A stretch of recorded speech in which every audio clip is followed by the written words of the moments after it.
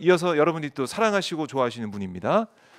오마이TV에 오시면은 너무나 또 열정적으로 말씀하셔서 제가 항상 감사 말씀 드리고 있는 분이죠. 김용남 전 개혁신당 의원 오셨습니다. 안녕하십니까? 네, 안녕하세요. 반갑습니다. 너무 더워요, 그렇죠?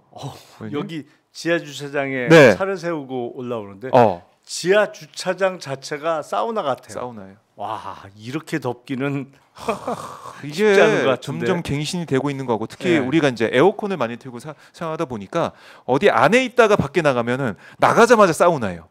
아니 그러니까 차를 몰고 오면 네. 차에서 에어컨 틀고 있잖아요. 맞아요. 그러다 차 세우고 딱 지하 주차장에 나왔는데 네. 사우나에 사우나 지하 주차장에. 의원님은 휴가 안 가세요? 다음 주에 갑니다. 아, 다음 주에 가세요? 네. 와, 어디로 뭐 좋은 데 가시나요? 아니 뭐 일도 있고 해서 조금 멀리 갔다 오. 네.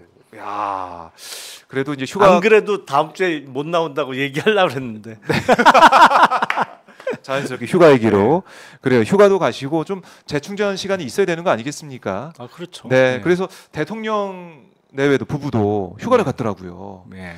대통령은 지금 통영, 그러니까 그 진해 해군기지에서 머물고 있다라고 해서 통영 전통시장도 가고, 어제는 이 진해에서 장병들과 농구도 하고 족구도 하고 이런 모습을 보이고 있고, 김건희 여사는 부산 1박 2일 일정으로 가가지고 뭐 깡통시장 가서 사진도 많이 찍고 뭐 이러고 있더라고요. 어떻게 보셨습니까? 근데 휴가 중에 보통 부부가 같이 다니지 않나요? 일정을 왜 따로 잡아서 이렇게 따로따로 하죠? 그것도 이례적이죠. 이례적이죠. 사실은 부부가 뭐 대통령도 휴가 갈 수 있죠. 그래서 휴가를 같이 갔으면 가족이 휴가 기간 때는 딴 때는 몰라도 일할 때야 뭐 각자 바빠서 뭐 그런다고 치지만 일정이 있으면 그렇잖아요. 맞벌이하는 부부도 휴가를 가서는 같이 다니죠. 따로 안 다니죠.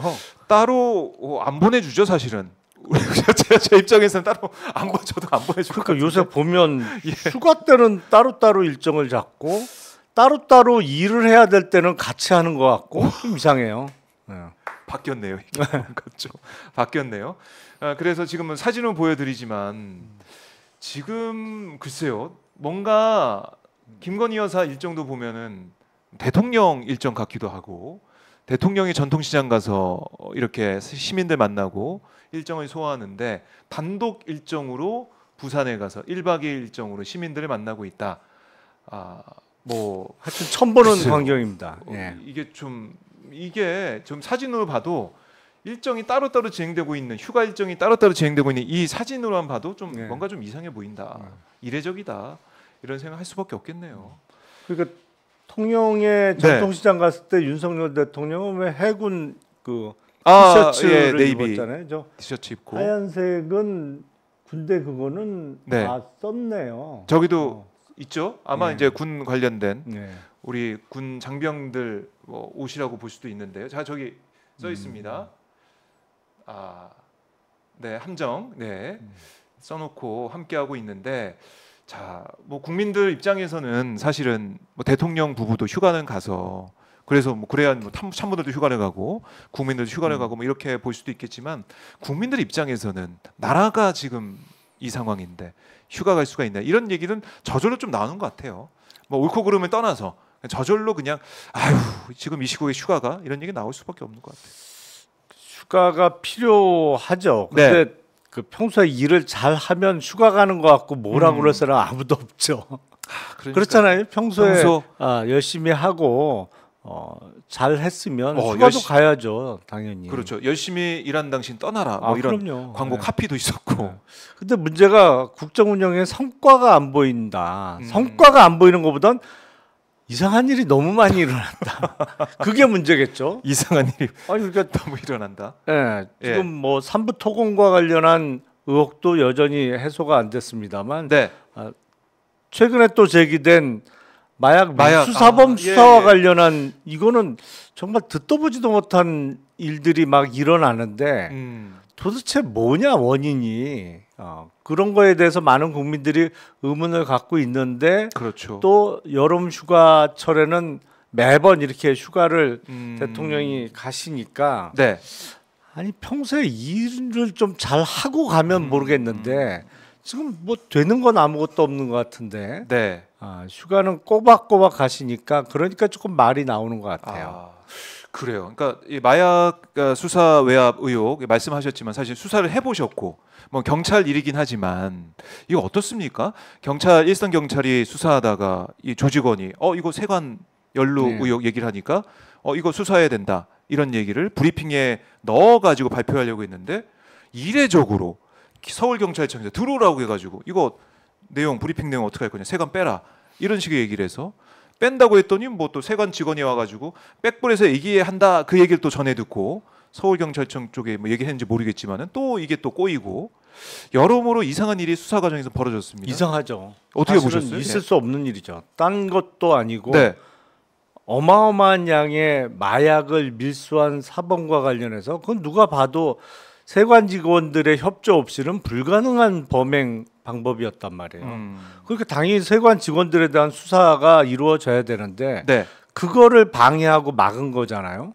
그리고 용산이라는 또 단어가 그러니까 용산도 언급이 되고 그러니까 도대체 이해할 수가 없어요. 그러니까 다른 것도 아니고 마약 밀수와 관련해서 용산이 등장한다는 거는 진짜 생각할 수도 없고 상상하기도 싫은 시나리오죠. 아니 그런 경우가 없었잖아요. 이게 윤 대통령도 그렇고 한동훈 지금 대표도 장관 시절에 계속 강조해왔던 게 뭐니까 마약과의 전쟁 아닙니까? 그렇죠. 근데 마약 수사 이렇게 했고 이거를 발본세건에서 그러니까 이 세관 얘기가 나왔다는 것은 이 루트가 있는 거 아니겠습니까? 마약이 들어오는 루트를 어떻게 또 일망타진할 것이냐 이 부분도 있으면은 정말 잘했다 박수 쳐주고 더 열심히 수사해보자라고 해야 되는데 그걸 막은 셈이 된 거 아니겠습니까? 결국에 마약과의 전쟁은 마약 공급을 끊어야 되는 거거든요. 그러니까 그게 이제 각기 마약 투약을 하는 사람들에게 하지 마라. 뭐 아니면 아예 처음에 마약을 접하지 못하도록 하는 홍보 내지 뭐 광고도 중요하겠습니다만 그거보다는 근본적으로 가장 중요한 것은 공급을 끊어놓는 것 말이죠.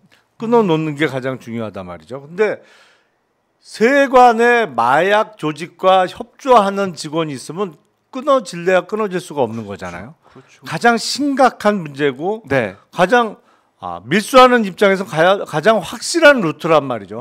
아니, 세관 직원이 공범이면 겁날 게 뭐 있어요. 그렇죠. 그렇잖아요. 그러니까 그 부분을 마약과의 전쟁을 선포한 정부에서 가장 핵심적이고 중요한 내용에 대한 수사를 막았다는 것은 사실은 앞뒤가 다른 거죠. 겉으로는 마약과의 전쟁을 이야기하지만 아니 결국에는 가장 심각하고 확실한 루트를 끊어놓는 수사를 막았다는 거는 사실은 마약이 전국적으로 퍼지게 하겠다는 얘기하고 다를 게 없잖아요. 이번에 74kg 어마어마한 양 아닙니까? 그게 대략 25만 명의 투약분이란 말이죠. 그러니까 25만 명이 한 번씩 맞거나 아니면 뭐 5만 명이 5번씩 맞을 수 있는 양인데 어마어마한 양이죠. 그러니까 이제는 서울시내 명문 대학에도 무슨 마약 동아리 비슷한 게 최근에 적발이 됐습니다만 저는 진짜 이해할 수가 없어요. 이거는 무슨 남미의 어떤 나라도 아니고 남미 보면 마약 카르텔이 사실은 정치 권력을 왔다 갔다 하고 마약 카르텔의 두목이 우리로 따지면 국회의원에 선출돼 갖고 뭐 권력을 행사한 적도 있었죠. 뭐 그게 영화화된 적도 있습니다만 그렇죠. 무슨 남미의 진짜 그 마약 트라이앵글에 속한 나라도 아니고 어떻게 이런 일이 일어나는지 모르겠어요. 이해하기가 힘들어요. 그러니까 이 언급하신 뭐 마약 동아리 대학생들을 수사해서 잡았다. 이건 뭐 당연한 거고 그래야 되는 것이고. 아니 근데 그건 잔챙이들이잖아요. 그러니까요. 최종적인 소비처잖아. 거기는. 그렇죠. 맨 밑단에 있는. 그렇죠. 맨 밑단에 있는데 그게 대학생들이었던 거고 그 대학생들이 다니는 학교가 이른바 좋은 대학이었던 거죠. 그래서 뉴스가 됐는데. 그렇죠. 그게 그것도 뭐 중요하지만 그거보다 이게 몇십 킬로씩 들어오는 만약 어떻게 할 거냐. 공급을 끊어놔야죠. 공급을. 근데 모르겠습니다. 이게 세관 관련된 의혹은 수사를 더 해봐야 되는데 그게 제대로 될지 의문이 생기는 것이고. 수사 타이밍 다 놓쳤죠. 아하, 의혹을 받던 이 세관 직원은 휴대전화 초기화하고 막 그래가지고 직위해제됐다. 다시 또 복귀를 했더라고요. 뭐 증거인멸 다 된 상태라고 봐야죠. 이것도 이렇게 왜 세관 직원은 세관에서는 왜 이렇게 세관을 또 지켜주려 하는 그런 모습이 보이는지 이것도 궁금하고. 그렇죠. 그게 뒷배경이 도대체 뭐냐. 그러니까 단지 같이 근무하던 직원 네. 아니면 내가 데리고 있는 직원을 보호하는 차원이냐. 근데 보호할 게 따로 있지. 그러니까 이거는 내가 마약 밀수 사범하고 공범이면 그게 아무리 직장 동료건 아니면 직장 후배건 그 보호할 대상이 될 수는 없잖아요. 그러니까 이상하네. 그거. 그러면 뭐 그다음 생각할 수 있는 가능성은 윗선 그냥 해주지는 않았을 때니까 마약 밀수를 그냥 도와주지는 않잖아요. 그러면 이익을 나눠 갖는 누군가가 관계인가? 있지 않을까라는 그러니까 의심이 드는 거죠. 당연히. 그러니까 이른바 마약 카르텔과 공통의 어떤 경제적 이익을 나누는 사람들이 윗선까지 있는 건가? 그래서 이렇게 수사를 막았나? 뭐라는 생각을 할 수밖에 없고. 왜냐하면 아무리 뭐 예를 들어서 관세청장이다. 근데 세관 직원들이 연루가 된 의혹이 있다. 그래서 정말로 연루된 게 확인이 되면 일종의 지휘 책임을 뭐 물을 수 있다. 그래서 뭐 옷 벗고 나간다 공무원으로? 아니 그럴 수도 있잖아요. 근데 기꺼이 나가고 싶지 않겠지만 그런 일이 터졌으면 일종의 정치적 책임 내지는 그 고위 공직자로서의 지휘 책임을 묻고 나가는 정도지. 그 사람이 형사처벌 받지는 않잖아요. 그렇죠. 뭐 그런 지휘 책임만 이제 물리는 그렇죠. 거죠. 그런 일 생기면 책임지라고 평소에 관리 잘하라고 그렇게 높은 자리에 앉혀놓은 거니까. 근데 본인이 지휘 책임을 안 받기 위해서 책임을 안 지기 위해서 물러나지 않기 위해서 적극적으로 디펜스를 하는데 앞장섰다? 그것도 조금 이해하기가 어렵고. 참 수상한 일들이 이상한 일들이 많이 일어나고 있습니다. 그러니까 거기서 용사는 왜 또 언급이 되느냐? 그러니까요. 그럼 뭐냐 도대체 이게? 그리고 무슨 관계냐 이게? 조병로 경무관이 등장하는 게 그 또 멋쟁 해병에 등장했던 그 사람 아닌가? 별 하나 별 두 개 얘기했던 이종호 전 대표가 얘기했던 그 사람이 또 등장해서 이 백혜령 경정하고 통화할 때 백혜령 경정이 아니 자기가 서장한테 용산 얘기 듣고 해가지고 너무 대통령실 얘기 듣고 해서 너무 힘들다 했더니 그 조 경무관이 용산에 또 전화했어요? 이렇게 얘기해. 또 그 말은 뭐냐면 조 경무관도 용산에서 어떤 얘기 들었던 게 아니었을까라는 또 의구심을 낳는단 말이죠. 이게 다 이종호 전 대표 얘기가 또 나오고 이러니까 이종호 전 대표가 VIP 얘기했던 사람이 또 김건희 여사다 보니까 꼬리에 꼬리를 물고 의혹이 점점 증폭이 되는 것 같아요. 뭐 또 어떤 또 연관관계가 있을 것이냐라는 의구심이 여기저기 또 일각에서 의혹 차원에서 제기가 되는 거 아니겠습니까? 그렇죠. 근데 이종호 씨 같은 사람이 또 없을까요? 우리가 몰라서 그렇지. 사실은 이종호 씨가 사회적으로 보면 좀 표현은 그렇습니다만 별거 아니잖아요. 아니 그 사람이 무슨 사회적 지위가 있는 것도 아니고 무슨 명망가도 아니고 어떻게 보면 주식 작전하는데 그냥 그 선수로 참여하는 그 정도 급인데 그 사람이 무슨 어마어마한 금융 자본을 운영하는 사람도 아니고 그냥 어떻게 보면 이름이 알려질 수 없는 그런 사람이란 말이에요. 근데 우연하게 그 별것도 아닌 것 같은 단톡방에서 나눴던 얘기가 한 명의 공익제보자의 공개로 인해서 드러나니까 아니 이게 무슨 여기서 산부 얘기도 나오고 거기서 등장했던 사람이 마약 밀수 사범의 수사 방해에 또 등장을 하고 이렇단 말이에요. 근데 이게 공익제보자의 제보 덕분에 알려진 거지. 그런 제보가 없는 부분에 있어서는 이종호 씨 같은 진짜 언더그라운드에서 활약하는 그러니까 우리가 알 수 없는 활약이라고 표현하는 게 맞는지 모르겠습니다만 이런 사람이 또 없을까? 그 생각도 못 해봤네요. 그러니까요. 이종호라는 인물에 많이 집중해서 또 연결되네 뭐 이런 얘기를 막 하는데 그게 아니라 이종호 말고 또 다른 A라는 사람, 뭐 B라는 사람, C라는 사람. 그러니까 아직은 안 알려진 거죠. 참 이상해요. 이런 생각을 할 수밖에 없다는 이 현실이 너무나 화가 나기도 하고 자괴감이 드는데 이 문제 수사 외압 의혹 이것도 뭐 최혜병 사건과 쌍둥이다 닮았다 이런 얘기가 나오고 있어서 아마 국회에서는 행안위 차원에서 청문회 하겠다라는 얘기를 하고 있더라고요. 지켜봐야겠습니다. 이것도 청문회는 지금 몇 차례 했습니다만 그러니까 좀 어렵죠 사실은. 청문회보다는 없는 보다 국정조사가 그래도 깊이가 좀 있으니까 국정조사를 추진하는 게 맞는 것 같고. 네.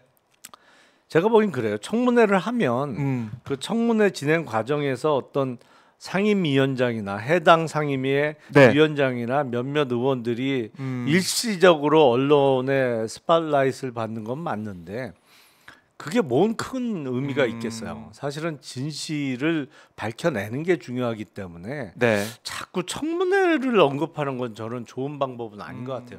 청문회 지금 몇 번 했습니다만 드리는 노력에 비해서 얻는 성과는 너무 작은 것이 아닌가. 그래서 국정조사 아니면 정말로 수사 의지가 있는 수사기관의 수사인데 공수처에 지금 뭐 고발이 됐더라고요. 그런 걸 계속 요구하는 게 오히려 수사기관의 수사를 촉구하면서 왜 안 해? 수사 왜 제대로 안 하느냐고 촉구하는 게 일종의 방법일 수 있지 않을까. 뭐 그거 앞서서 국정조사에서 나온 결과를 수사기관에 보낼 수도 있는 거고 아니면 그게 거의 언론에 공개될 수밖에 없기 때문에 국정조사 과정에서 나오는 일들은 거기부터 출발하는 거잖아요. 사실 국민들에게 알려진 사실은 그거는 뒤로 물러서기는 어려우니까 거기를 기반으로 거기부터 더 나가는 게 수사니까 그래야 되지 않을까 싶어요. 일단 국정조사 아마 많은 분들도 청문회도 말씀하시죠. 국정조사 말씀도 많이 하시더라고요. 청문회 뭐 계속해서 이진숙 인사청문회도 그랬고 그건 뭐 해야 되는 거긴 하지만 어쨌든 청문회라는 게 어떻게 보면은 답변하러 나온 사람들이 그냥 버티면은 아니면 아예 안 나와 버리면 그냥 끝나는 거니까 그 좀 더 강력한 이 제재 수단이 있는 국정조사로 가야 된다. 알겠습니다. 이게 좀 정리를 좀 해보고 지켜보도록 하고요. 그리고 이제 뭐 검찰에도 계셨지만은 이번에 대선 개입 여론조작 사건을 수사하는 과정에서 검찰이 서울중앙지검 반부패 수사 일부에서 다수의 정치인과 언론인, 통신 이용자 정보 조회를 했습니다. 그래서 뭐 지금 뭐 3천 명이네 아니면은 뭐 봉지욱 기자 얘기하는 뭐 10만 명까지 될 수도 있다 뭐 이런 얘기도 하고 있고 어쨌든 민주당 내에 의원 포함한 보좌진들 139명 확인됐더라고요. 뭐 기자들 뭐 나도 됐다 이런 뭐 저희 회사도 이 조회당한 기자도 있긴 하는데 어떻습니까? 이 상황은 좀 어떻게 보고 계십니까? 사실은 3천 명, 뭐 10만 명은 모르겠어요. 몇 명까지 될지는 아니 정말 3천 명 이상을 했다면 그건 진짜 정신 나간 짓이고 정신 나간 짓이 이게 명예훼손 사건이잖아요. 명예훼손 사건과 관련해서 지금까지 확인된 139명도 너무 많은 거죠. 그렇잖아요. 깜짝 놀랐습니다. 139명만 해도 너무 많은 건데 뭐 이걸 갖고 3천 명 이상을 통신 기록을 조회했다 그러면 그건 진짜 제정신이 아닌 거고. 왜 제정신이 아닙니까? 검찰에서 그런 얘기 하더라고요. 이게 수사를 하다가 피의자나 참고인 이거는 영장 받아가지고 통신 내역을 받은 다음에 봤더니 궁금하다는 거예요. 그러니까 알아야 된다는 거예요. 누구랑 통화했는지 알아야 수사를 할 수 있는 것이다라는 주장을 하는데 어떻게 보십니까? 근데 이제 통신 내역 조회라는 게 우리가 전화 통화를 하거나 뭐 하면 문자를 보내도 역시 마찬가지입니다. 내용을 알 수 있는 건 아니잖아요. 맞아요. 그러니까 누구하고 누구가 몇 월 며칠 몇 시에 통화를 했다. 그 내용이잖아요. 그러니까 그래서 법원의 영장이 필요가 없는 것이거든요. 이 전화번호 가입자가 누군지만 알 수 있는 가입자가 누구고 통화를 뭐 언제 했는지 뭐 그 정도까지만 딱 되는 거죠. 그러니까 명예훼손과 관련해서는 예를 들어서 누구하고 어떤 허위 사실에 대해서 언론이나 아니면 소셜 미디어에 공개하기로 공모를 했다고 하면 통화한 사실만 갖고는 입증할 수 있는 게 없다 말이죠. 그 통화 내용이 녹음되어 있는 녹취 파일이 네. 있지 않는 한 공모를 입증할 방법은 없어요. 예를 들어서 뭐 그 시간에 통화를 했는데 예. 아니 다음 주에 점심 약속 잡으려고 통화한 거다. 그래 버리면 뭐 반박할 증거가 없잖아요. 그렇죠, 그렇죠. 그렇기 때문에 이렇게 많이 할 사람, 명예훼손 사건 같으면 명예훼손의 발언이나 아니면 그거를 어디 문장으로 올린 사람 내지는 네. 그 허위 자료를 제공했을 것 같은 사람을 찾는 수사란 말이죠. 그게 다예요. 근데 허위 사실을 공개하는 과정에서 무슨 100명이 넘게 관여하거나 3,000명이 관여했을 리가 없잖아요. 사실 발언자하고 그렇죠. 어떤 허위 자료를 준 사람 정도 몇 명이지 많아야 서너 명이지. 그렇네요. 명예훼손 사건인데 이게 그러니까요. 명예훼손은 이게 마약 미수를 해도 몇십 명을 안 넘어가는데 그렇잖아요. 네. 74kg을 갖고 들어오는 과정에서도 제가 보기엔 절대로 2, 30명을 넘어갈 수가 없어요. 왜냐하면 넘어가는 순간에 네. 비밀 유지 자체가 안 되기 때문에 그렇게 많을 수가 없거든요. 이렇게 많이 한 상황 자체가 이해할 수가 없는 것이다. 윤석열 대통령 명예훼손 사건에서 이렇게 또 많이 한 건가요? 이거 왜 이렇게 많이 했을까요, 검찰이? 그러니까 명예훼손 사건은 핑계고 네. 일종의 누구하고 누가 평소에 얼마나 연락을 주고 받는지 예를 들어서 어떤 언론인이 네. 어떤 정부에 대해서 아주 네. 비판적인 기사를 지속적으로 써왔어요. 근데 궁금하잖아요. 예. 저 기자가 저런 내용을 어떻게 알지? 어디서 인포메이션을 받고 저렇게 계속 정부에게 불리한 기사를 쓰는 거지? 예. 궁금하면 평소에 이 기자가 누구랑 자주 연락을 하지? 그거 훑어보는 거지. 그건 드러날 수 있죠. 누구랑 자주 하면 평소에 누구랑 연락을 자주 주고받는구나. 그러면 이 기자가 예를 들어서 언론인 같은 경우에 하루에도 수십 통화를 하는데 몇 달을 모아 보면 수백 수천 명이 나올 거잖아요. 네. 그러면 쭉 통화한 이 번호의 명의자는 누굴까 쭉 조회를 해보는 거죠. 그러지 않고서는 수백 수천 명이 나올 수가 없어요. 기본적으로. 아니 이 정도면 그냥 사찰 아닙니까? 사찰? 그러니까 사실은 명예훼손 사건 수사는 핑계고 사찰한 거 아니냐라는 말이 나올 수밖에 없는 거죠. 야, 이거 심각하네요. 그러니까 사실은 이게 2021년도에 윤석열 대통령이 후보 시절에 그때 윤 후보 이제 배우자 김건희 여사 포함해가지고 당시 이제 국민의힘 의원들 몇십 명을 했다라고 해서 윤 대통령이 막 길길이 막 분노하고 막 뭐라고 하지 않았습니까? 그땐 거꾸로였죠. 거기에는 아니 진짜 심한 말 당하는 입장이었으니까. 이렇게 얘기했습니다. 저와 제 처의 친구들 심지어 누이 동생까지 통신 사찰했다. 미친 사람들 아니냐. 이게 세지 않습니까? 워딩 자체가. 정말 분노를 했단 말이죠. 그럼 과연 지금 이 사안 139명의 민주당 관련 의원 포함해가지고 그리고 기자들의 가족, 초등학생 딸도 있다고 하던데 다 이렇게 조회한 상황. 윤 대통령 입장 밝혀야 되는 거 아니에요? 근데 지금 가만 보니까 특히 김건희 여사나 그 일가에 대해서는 할만할 것 같아요. 왜냐면 의혹들이 너무 많아. 요새 보니까 그러니까 왠지 그거는 할만하다는 생각이 드는데.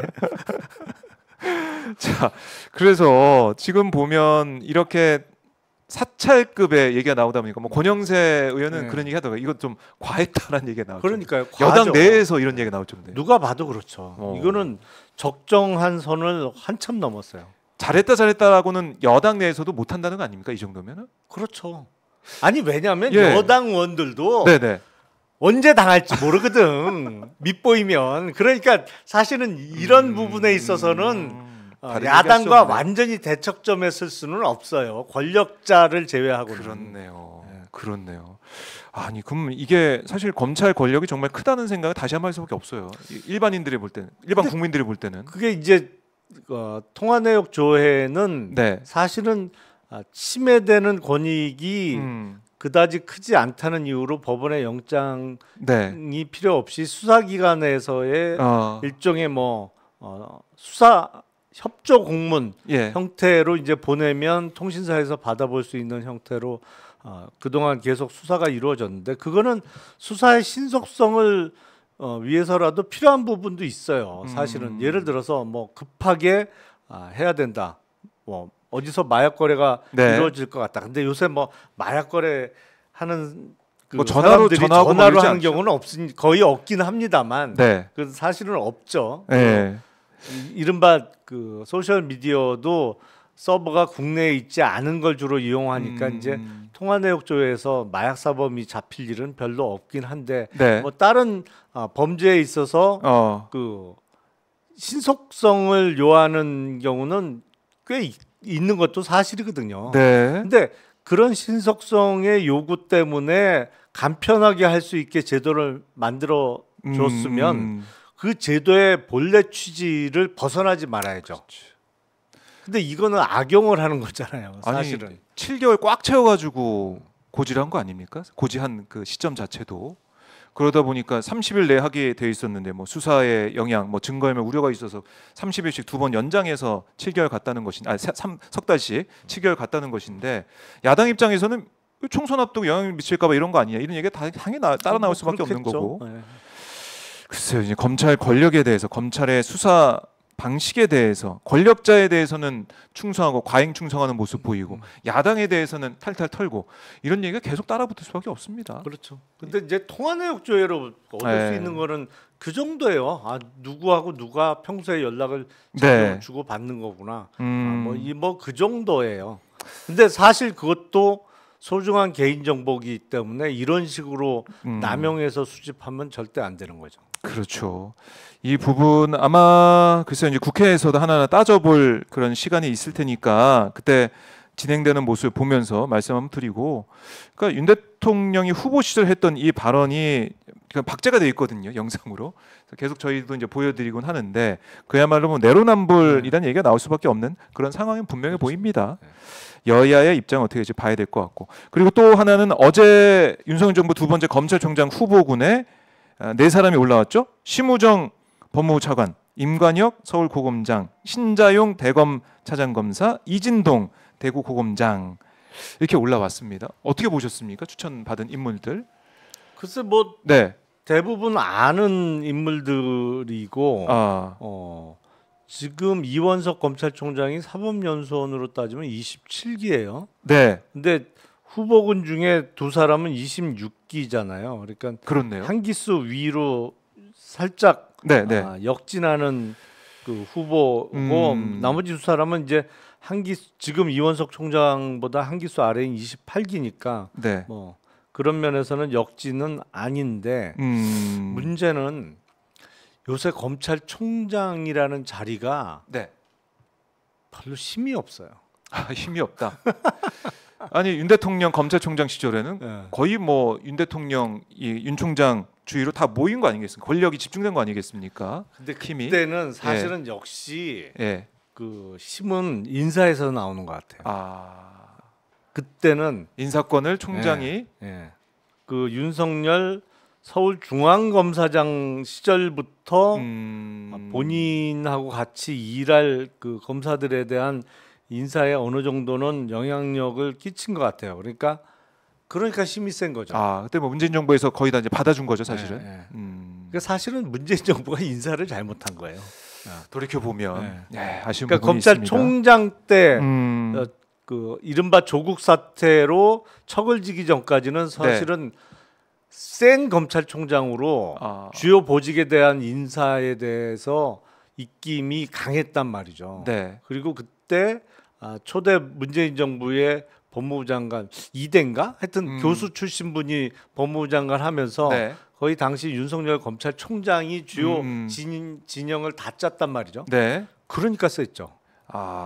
근데 지금은 전혀 아니죠. 전혀 아니다. 어떻게 보면은 거의 패싱을 계속 당하고 있는 모습이기 때문에 이게 또 다음 검찰총장이 오더라도 이어질 수 있다. 왜냐? 윤 대통령이 버티고 있으니까. 그러니까 워낙 그립을 세게 잡고 있기 때문에. 네. 그리고 한때 썰이 돌았던 지금 이창수 서울중앙검사장은 후보군에 안 올랐어요. 그러니까 역시 그건 무리한 거예요, 사실은. 네. 그렇게 티나게 아예 뭐랄까 찐윤을 그걸 바로 앉히기는 조금 무리수라고 본 것 같은데. 네.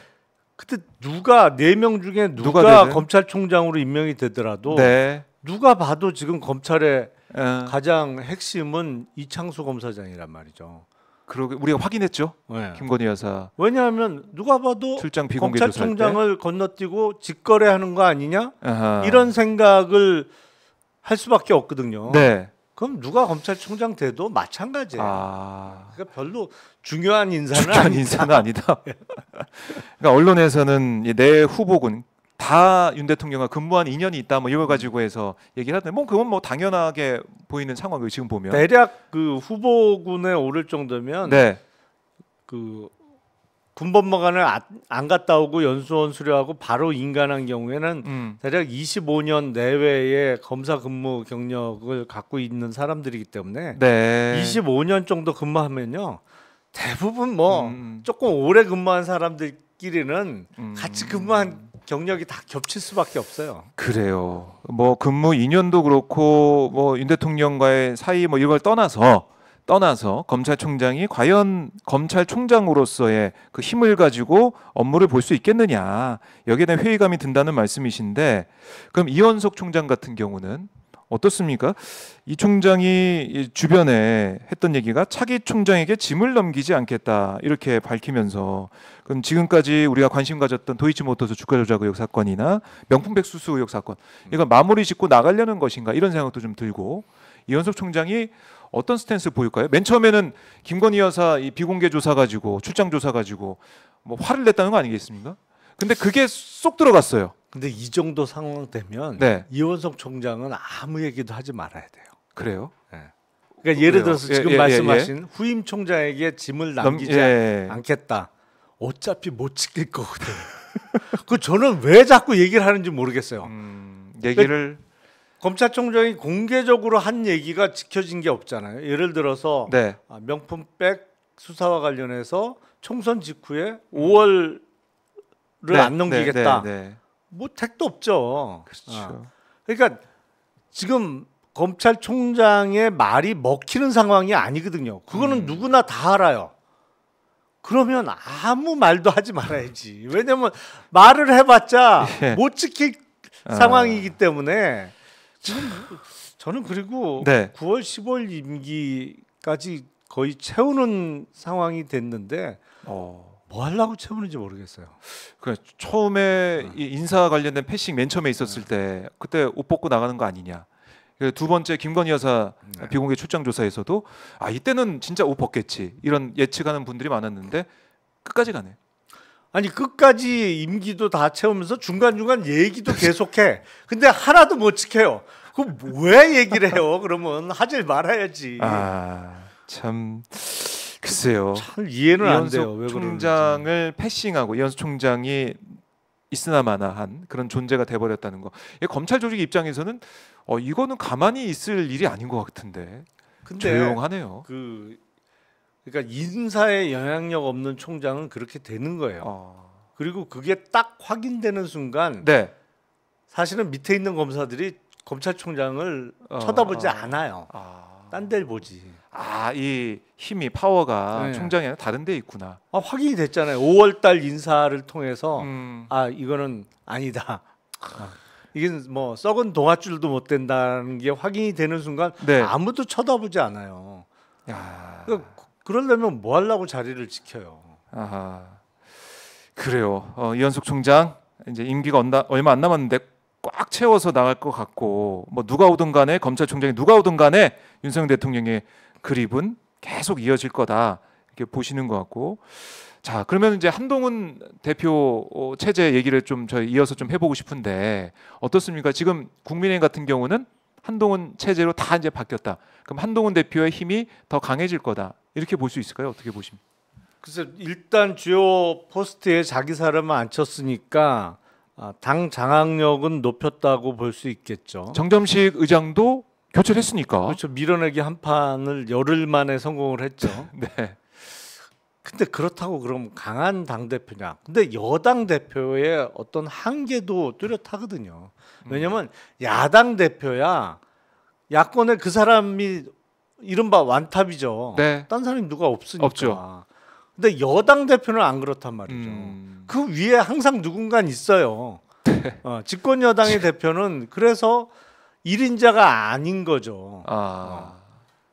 뭐 잘해야 2인자인데 2인자 되기도 쉽지 않은 거고. 3인자 아닙니까? 3인자? 지금 정부에서는 느낌이 제일 올라갈 수 있는 자리가 3인자죠. 3인자만 돼도 대단한 거예요. 뭐 어떤 정권의 실세가 누가 또 등장하면 네. 거기에도 밀리니까. 어쨌든 참 쉽지 않은 자리다 여당 대표는. 네. 네. 그러니까 지금 여당 대표가 어떤 마음을 먹었다고 해서 그걸 할 수 있는 상황이냐? 그건 아닌 것 같아요. 그래요. 그래서 지금 계속해서 우리 국민이 주목하고 있는 것이 제3자 특검 추천, 그러니까 최혜병 특검과 관련해 가지고 한동훈 대표만의 안을 발의할 수가 있겠느냐. 이걸 또 눈여겨 보는 것 같아요. 제가 진작부터 못할 거라고 그랬잖아요. 계속 못한다. 제가 보기엔 못한다. 저거. 대표라면 자기가 뱉은 말이 있는데 그 정도는 추진할 수 있는 거 아닙니까? 그거는 한동훈 대표가 정말로 이제는 결별해야 될 때다. 이른바 헤어질 결심을 했을 때 가능한 얘기인데 그래요? 헤어질 결심을 지금 아직은 못한 것 같아요. 그래요. 시기적으로 너무 이르다라고 생각하는 것도 있는 것 같고 그리고 국민의힘 내부에서도 본인의 입지가 그렇게 공고하다고는 판단을 안 하는 것 같고 네. 객관적으로도 틀린 얘기는 아닌 것 같아요. 그럴 수 있죠. 그러니까 네. 그거는 정말로 이제는 선을 그어야 된다, 헤어져야 된다라는 결심을 했을 때나 가능할 건데 네. 제가 보기엔 그 정도 배포는 없어 보여요. 아직은 그런 배포를 볼 수가 없다. 한동훈 대표, 여당 대표인데 위에 또 누군가들이 있기 때문에 쉽지 않은 행보를 보일 것이다. 일단 이렇게 정리를 해보고 한동훈 대표 얘기 나왔으니까 이어서 금투세 얘기 좀 해보죠. 예, 왜냐하면은 한동훈 대표가 월요일에 있었던 검은 월요일, 블랙 먼데이라 불릴 정도로 좀 그날 제 주변에도 카톡방, 뭐 텔레그램 난리가 났어요. 난리 났죠. 다 한강 갈 거다 오늘.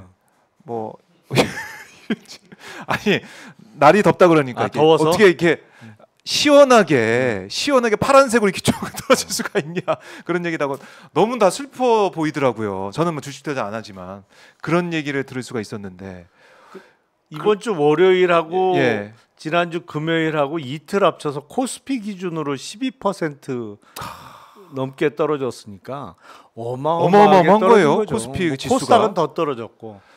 근데 문제는 미국의 나스닥이나 S&P 500은 그동안 많이나 올랐죠.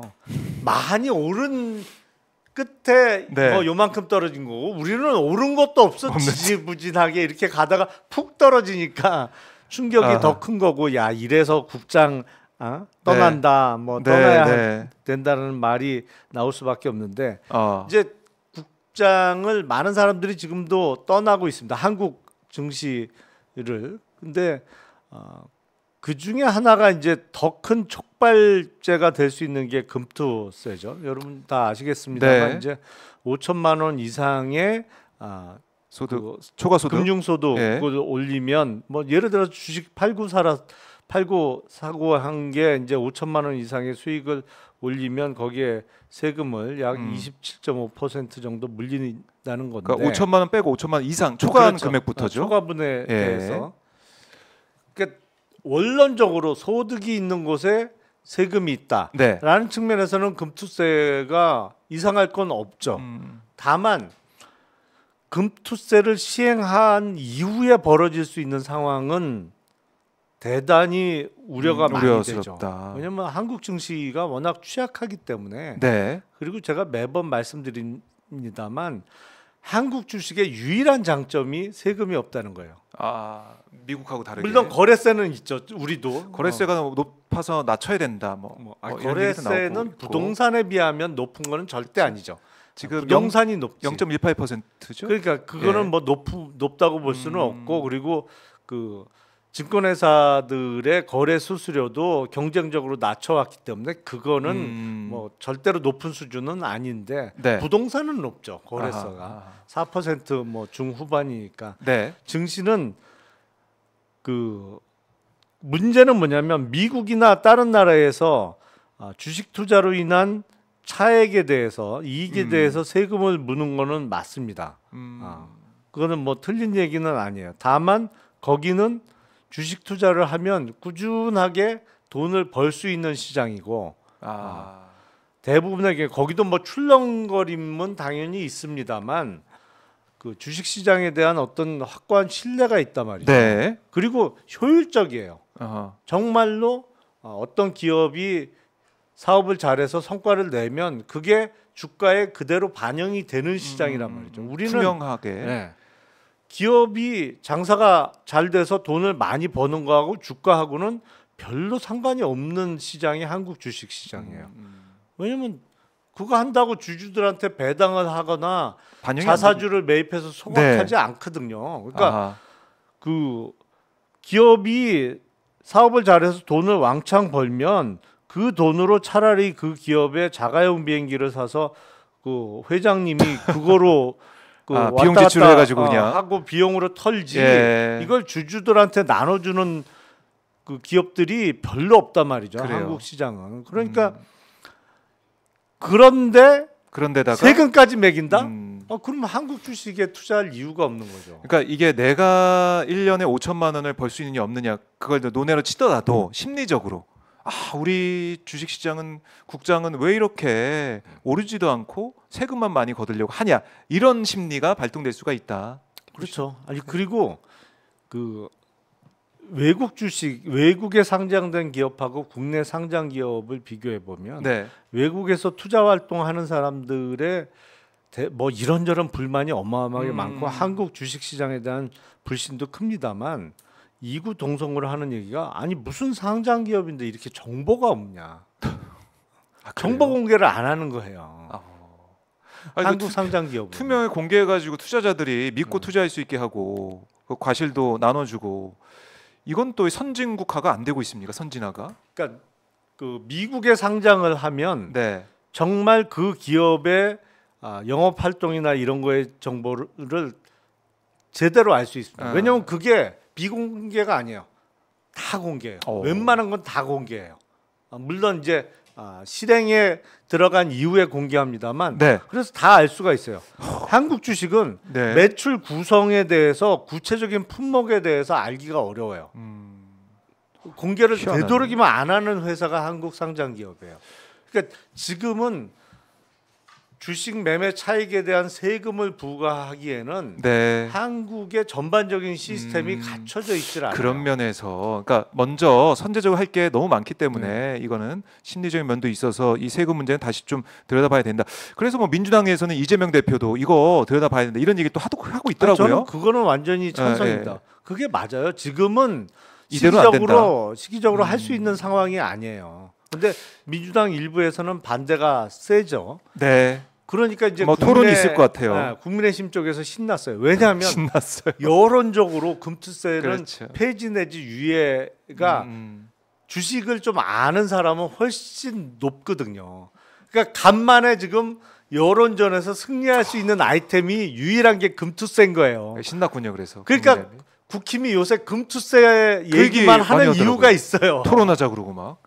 아니 근데 저는 참 이해가 안 가는 게 이 블랙 먼데이 이 코스피 코스닥 폭락 이후에 마치 금투세 내년에 시행하는 것 때문에 이런 급락이 발생했다 이런 프레임을 만드는 것 같아서 그러니까 뉴스 헤드라인만 보면은 금투세 때문에 이렇게 폭락하는구나 안 되겠다 이런 분위기로 몰고 가려는 그런 느낌도 있어서 저는 이게 좀 말이 안 된다고 생각이 되더라고요. 아니 금투세가 만약에 시행이 되면 악재인 것은 분명한데 월요일 날 폭락이 금투세 때문에 그런 거냐? 그거는 오히려 민주당 쪽에서도 금투세와 관련해서 유연한 입장의 발언이 최근에 나오고 있는 상황이기 때문에 그것도 이재명 대표 후보가 더군다나 뭐 거의 당 대표 예약대에 있는 후보의 발언이기 때문에 그게 악재로 작용해서 폭락할 수는 없는 상황인 것이고.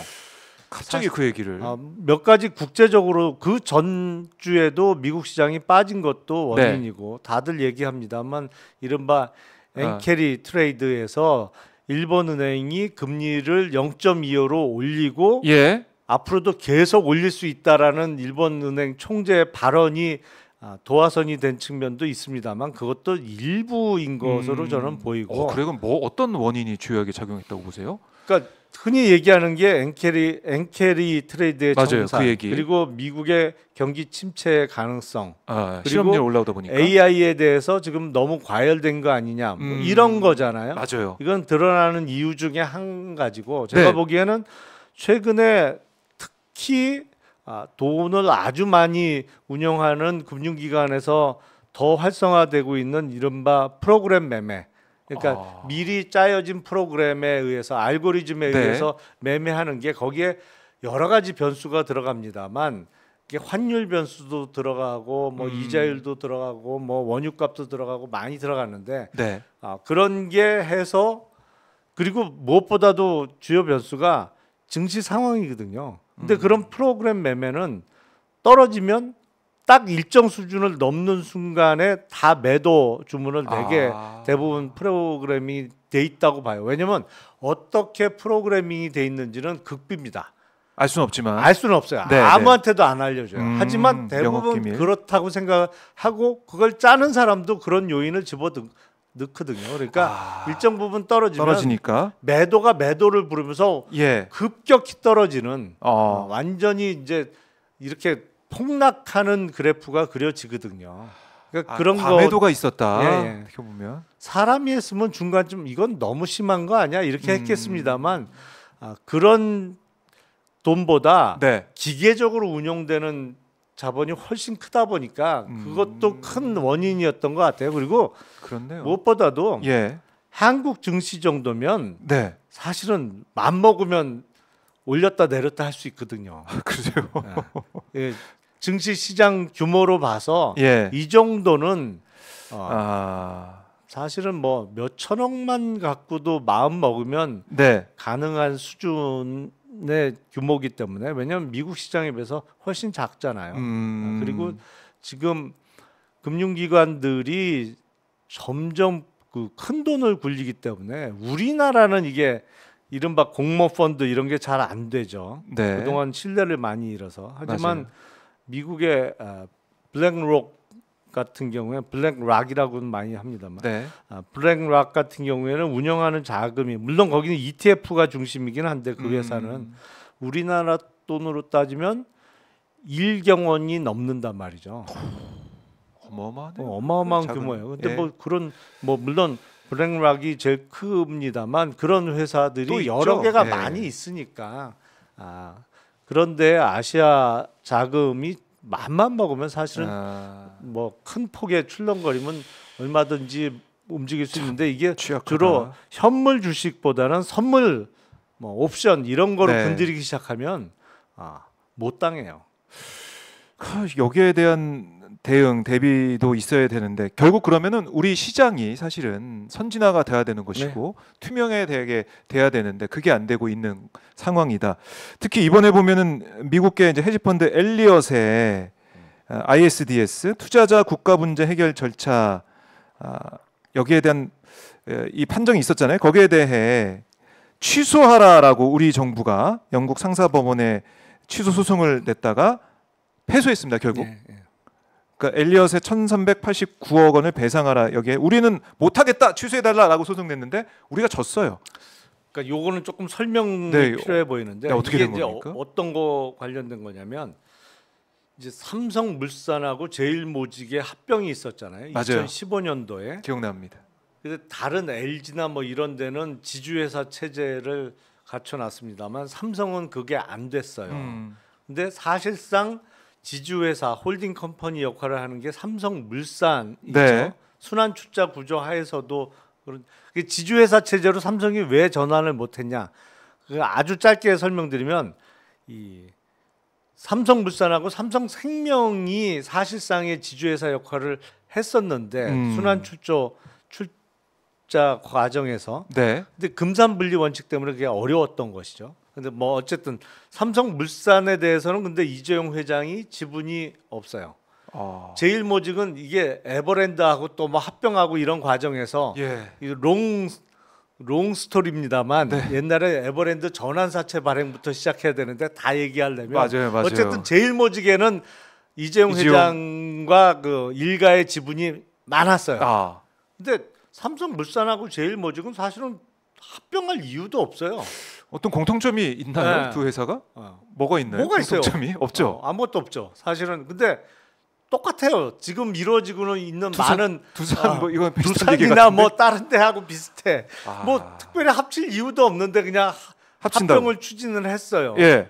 그러니까 제일모직에 많은 지분을 갖고 있는 이재용 회장에게 유리한 거래가 되도록 그 합병에서 주식 교환 비율을 또 장난친 거 아니냐. 예. 실제로 제일모직 한 주하고 삼성물산 몇 주에 됐습니까? 0.35주 0.35주였군요. 제가 보기 이거 거꾸로 됐어야 되는 거래인데 아니 삼성물산이 이것도 알짜 아닙니까 사실은? 삼성물산이 그리고 사실상의 예. 그 삼성그룹의 홀딩 컴퍼니라고 볼 수 있기 때문에 그 평가를 그렇게 그렇죠. 0.35주로 했어요. 그러니까 이걸 합치면서 네. 새롭게 등장한 회사에 예. 이재용 회장의 지분율이 확 높아진 거죠. 그렇죠. 제일모직 지분을 많이 갖고 있었으니까. 네. 근데 누가 봐도 이상한 합병 그 교환 비율이었기 때문에 네. 문제를 삼았어야 되고 엘리엇이 그때 삼성물산의 주식 삼성물산의 7.1% 가지고 많이 있다고. 들고 예. 있었어요. 많이 들고 있었는데 이렇게 말도 안 되는 비율로 합쳐버리니까 엘리엇이 손해를 봤다. 당연히 이렇게 주장할 수 있는 라고 것이고. 이제 예. 그 소송을 제기한 거죠. 그러니까 네. 이거는 한미 FTA를 맺을 때 소위 투자자 국가 간 분쟁 해결 방법 네. ISD라고 하는 네. 그거에 따라서 그 중재 재판소가 관할권을 가져왔군요. 갖게 되는 것이고 네. 그리고 그때 박근혜 정부 때 이른바 적폐 수사와 관련해서 국민연금에게 찬성하도록 압력을 넣었다. 뭐 이런 게 수사 맞아요. 과정에서 나온 거잖아요. 연결되고 있는 거죠. 아는 사람 다 질 줄 알았어. 대한민국 정부가. 의원도 알고 계셨어요? 대한민국 정부인 당시 검찰에 예. 수사 결과로 확인을 해준 거잖아요. 불법적인 개입이 있었다라는. 그렇네요. 그러니까 엘리엇이 이길 이겼죠. 수밖에 없는 상황이었다. 그거에 대해서 예. 이 정부 들어서 이제 결과가 나온 것이고 그 중재재판소의 결정이 나온 것이고 네. 이 정부 하에서 당시 한동훈 법무부 장관이 이거에 대해서 항소하겠다. 맞아요. 근데 아는 사람 저 항소해도 택도 없는데 이자만 더 물어주게 될 텐데. 그렇죠. 이자는 라고 계속 했는데 쌓이니까. 뭐 자신 있게 예. 항소하면 뒤집힐 가능성이 뭐 아주 높은 것처럼 당시 네. 한동훈 법무부 장관이 사실은 사실과 다른 얘기를 했습니다만 이제 최근에 그 결과가 나온 것이죠. 맞아요. 역시 졌어요. 졌습니다. 이자만 더 물어주게 생겼죠. 아니 그럼 이거 다시 정부가 좀 어떻게 할지 모르겠지만은 다시 또 제기 항소심을 또 진행한다 이러면 이길 가능성이 또 있습니까? 제가 보기엔 택도 없어요. 못 이겨요. 그럼 어떻게 해야 됩니까? 그러니까 한국 정부의 배상액만 계속 늘어난 거죠. 우리 세금. 그렇죠. 결국엔 세금으로 물어주게 생겼는데 예. 사실은 애초에 잘못된 합병이었죠. 그리고 합병 과정에서의 불법이 분명히 있었어요. 특검에서 밝혀진 것이고. 그렇죠. 아니 예. 그게 이제 그런 거래가 워낙 많거든요. 네. 한국 시장에는. 근데 거의 유일하게 밝혀진 건데 대기업의 이른바 구조 변화와 관련해서 네. 뭐 말도 안 되는 일이 벌어지고 있습니다만 그때는 이른바 적폐 수사 과정에서 그게 드러난 것이고 다른 일들은 지금까지는 다 덮이고 안 드러나고 있을 뿐인데 네. 문제는 어쨌든 드러났단 말이죠. 그리고 한국 정부가 배상을 결국엔 해주게 될 겁니다. 저거는. 그리고 그것뿐만 아니에요. 삼성 측이 엘리엇과 관련해서는 사실은 이면에서 합의금도 줬어요. 그 전에. 그래요. 네. 왜냐하면 잘못한 거 아니까. 저쪽은 안단 말이에요. 그리고 국내 투자자들은 네. 구제받을 방법이 없어요. 왜냐하면 국내 법원에서 인정을 안 해줘 이거를. 1심에서 제기한 소송에서 국내 법원은 인정 안 해줬거든요. 그래서 졌어요. 원고들이 이 합병에 대해서 내가 손해 봤다. 그래요. 이거는 삼성물산 주주들이 제기한 소송에서 1심에서 졌어요. 네. 하지만 이게 국제 ISD로 가면 국제적으로 놀면 이긴단 말이에요. 왜냐면 명백하거든. 이거는 국내 법원이 잘못된 거지. 야, 이건 진짜 개인 투자자 입장에서는 너무나 속 터질 것 같은데. 열받는 일이죠. 왜냐하면 이거는 엘리엇을 욕할 필요는 없어요. 엘리엇 나름대로 내가 손해 봐서 소송 건 거고. 삼성물산 주식 들고 있다가 손해 봤으니까. 네. 그리고 그 과정에서 분명히 불법적인 일이 있었단 말이죠. 그게 확인도 됐어. 그 확인을 해준 게 다른 사람도 아니고 한국 정부야. 네. 그러니까 당연히 손해배상 내놓으라고 하죠. 예. 제가 보기엔 국내에서도 이런 일이 더 활발하게 이루어져야 되고 국내 투자자도 이길 수 있어야 됩니다. 그렇네. 잘못된 일이 있었다면. 근데 우리나라 법원 인정 안 해주거든요. 여태까지 거의 해준 적이 없어요. 불합리하네요. 네. 국민들이 봤을 때는. 그러니까 제가 보기엔 한동훈 당시 법무부 장관이 예. 정말 항소해서 뒤집을 수 있다라고 생각을 했다면 그건 좀 아는 게 없는 거고 알면서 질 것 뻔히 알면서도 네. 이길 거라고 한 거면 그건 완전히 명백히 거짓말을 한 거고 둘 중에 하나예요. 제가 보기엔 못 이겨요. 이거는 못 이긴다. 못 이기는 소송인데 이게 엘리엇만 있는 것도 아니고 삼성물산이 워낙 큰 대기업이기 때문에 많거든요. 여러 또 다른 헤지펀드도 있잖아요. 아니 그러니까요. 근데 그 사람들은 다 이겨요. 국제 상설 중재재판소로 갖고 가든지 하여튼 우리나라 법원을 떠나서 국제적으로 놀면 다 이겨요. 이거는. 국내 와서 질 뿐이지. 그러니까 사실은 한국 주식에 대한 신뢰가 없는 거예요.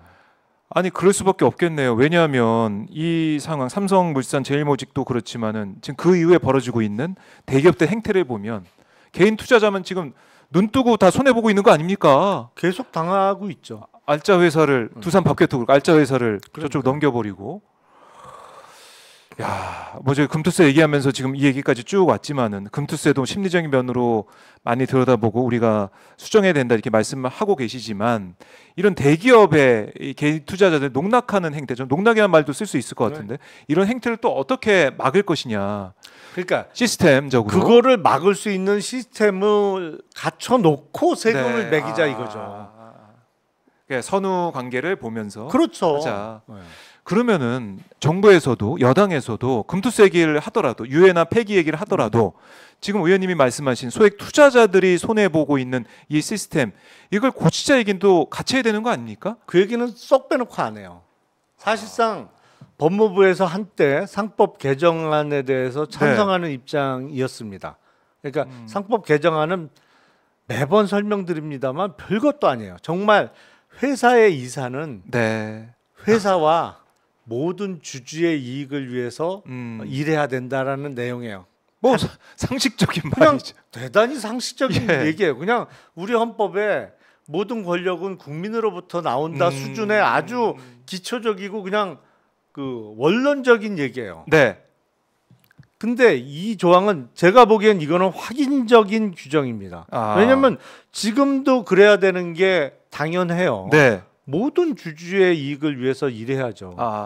그럼요. 지배주주의 이익만을 위해서 일하면 안 되죠. 주식회사의 이사인데. 그렇죠. 근데 그게 안 되고 있으니까 다시 한번 확인하는 의미에서 그 규정을 좀 바꾸자는 게 상법 개정안인데 지금 거의 법무부에서 그거 포기했어요. 제가 보기엔. 왜냐하면 재계 반대가 워낙 심하거든. 그러니까 아예 공개적으로 얘기하잖아요. 아니 다른 주주의 이익과 지배주주의 이익이 충돌할 때 지배주주의 이익을 위해서 일해야지 어떻게 모든 주주의 이익을 위해서 일하냐. 그래갖고 어떻게 기업 경영이 되냐. 아니 이제는 대놓고 얘기해요. 그래서 이런 요인이 제일 크고 시스템적인 부분을 바꿔야 우리 개인 투자자들이 마음 놓고 국내 시장에 투자할 텐데 이거부터 안 바뀌고 있으니 그러니까 그거 해놓고 금투세 세금 얘기를 하자. 매기는 게 맞고 지금 제가 보기엔 엘리엇이 제기한 소송에서 대한민국 정부 못 이깁니다.